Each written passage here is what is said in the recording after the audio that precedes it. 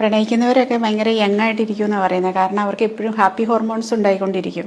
ഈ പ്രണയിക്കുന്നവരുണ്ടല്ലോ, അവരെ കണ്ടു കഴിഞ്ഞാൽ ഒരു പ്രത്യേക ചാമായിരിക്കും, ഒരു ഗ്ലോ ഉണ്ടാവും അവരുടെ മുഖത്താണ്. ഓക്സിറ്റോസിനും ഡോപ്പമിനും അഡ്രിനാലിനും ഒക്കെ ഇങ്ങനെ ബൂസ്റ്റ് ചെയ്തുകൊണ്ടിരിക്കും അവരുടെ ബ്രെയിനിൽ. അതാണ് നമ്മുടെ ബോഡിയെ ഇങ്ങനെ എനർജറ്റിക് ആയിട്ട്, ഗ്ലോ ആയിട്ട്, സുന്ദരന്മാർ സുന്ദരികളൊക്കെ ആയിട്ട് നിലനിർത്തുന്നത്. പ്രണയമൊന്നും ഇല്ലാതെ വന്നു കഴിയുമ്പോഴത്തേനും എല്ലാം ചത്ത ശവം പോലെ ഇങ്ങനെ ഇരിക്കും.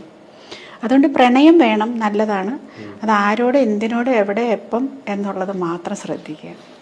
പ്രണയിക്കുന്നവരൊക്കെ ഭയങ്കര യങ് ആയിട്ടിരിക്കും എന്നാണ് പറയുന്നത്. കാരണം അവർക്ക് എപ്പോഴും ഹാപ്പി ഹോർമോൺസ് ഉണ്ടായിക്കൊണ്ടിരിക്കും. ഈ പ്രണയിക്കുന്നവരുണ്ടല്ലോ, അവരെ കണ്ടു കഴിഞ്ഞാൽ ഒരു പ്രത്യേക ചാമായിരിക്കും, ഒരു ഗ്ലോ ഉണ്ടാവും അവരുടെ മുഖത്താണ്. ഓക്സിറ്റോസിനും ഡോപ്പമിനും അഡ്രിനാലിനും ഒക്കെ ഇങ്ങനെ ബൂസ്റ്റ് ചെയ്തുകൊണ്ടിരിക്കും അവരുടെ ബ്രെയിനിൽ.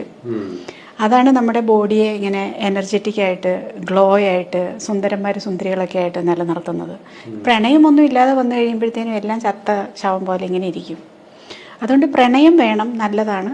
അത് ആരോട്, എന്തിനോട്, എവിടെ, എപ്പം എന്നുള്ളത് മാത്രം ശ്രദ്ധിക്കുക.